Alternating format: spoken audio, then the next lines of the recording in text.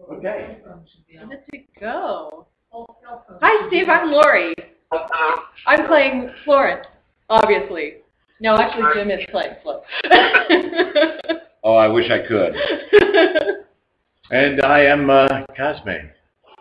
Oh, I see. Well, and I'm Jim Gadian, the director, and these two lovely people brought this play to me. And I read it, and it's a beautiful play, and thank you for allowing us to do it. My pleasure.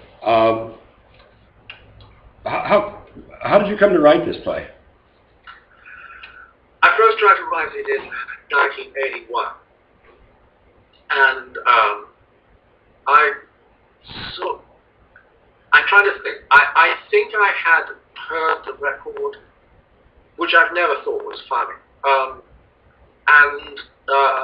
well, maybe a minute, and then it's too strange, and then a very, very close friend said, "Why don't you write a play about this?" We were actually working on my first play that was produced, and I thought, well, it sounds like a good idea, but I thought the play was about the singer.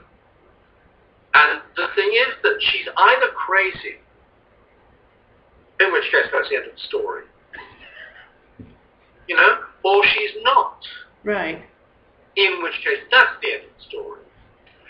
And from time to time over the years, Vivian would nag at me and say, "Why don't you look at that again?" And then he was doing a play by, it's called Quartet.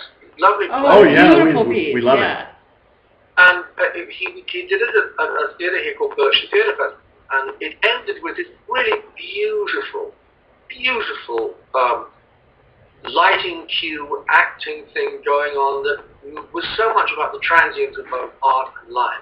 And so we're going out, and I'm talking to him about it, and he said, "I wish you'd look at that idea of Florence Foster Jenkins again." He'd been working with a wonderful and very experienced New York musical supervisor and conductor, who I have worked with as an actor to coach me for auditions.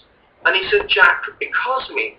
And I sat down at my desk, and there was Cosme, because I know Jack's a wonderful pianist. I mean, I'm not completely mad. He's a wonderful pianist and a wonderful singer. So I knew I could do all of that stuff. And there he was singing One for My Baby. And I realized that the play is about the accompanist, because it's the accompanist who takes the audience through that story. And in the play, the first time the audience hears her sing is the first time he hears her sing. And so the accompanist is there to ask all the questions. And she dragged him into her world of madness. And that's it's done from his point of view. And that's how I began. You know, I like stories about self-deception. Mm-hmm. I have always said that I think this play is about the difference between the way we see ourselves and the way the rest of the world sees us. Yes. It's a fairly extreme example, but fundamentally that's really what's going on. So Cosme, in a sense, Cosme starts out wanting a job, essentially, and he winds up getting sucked into this for 12 years. And it's curious to me as to the benevolent nature or the benevolency the protective aspect of his character toward her, because he knows that she can't sing. But he's going to protect her to the very end. Yes. And it's a lie that sort of he tells himself. No, he never lies. It's very, very careful. In the final scene in the dressing room, she says to him, "Cosme, you would never, for whatever reason, lie to me." Yes.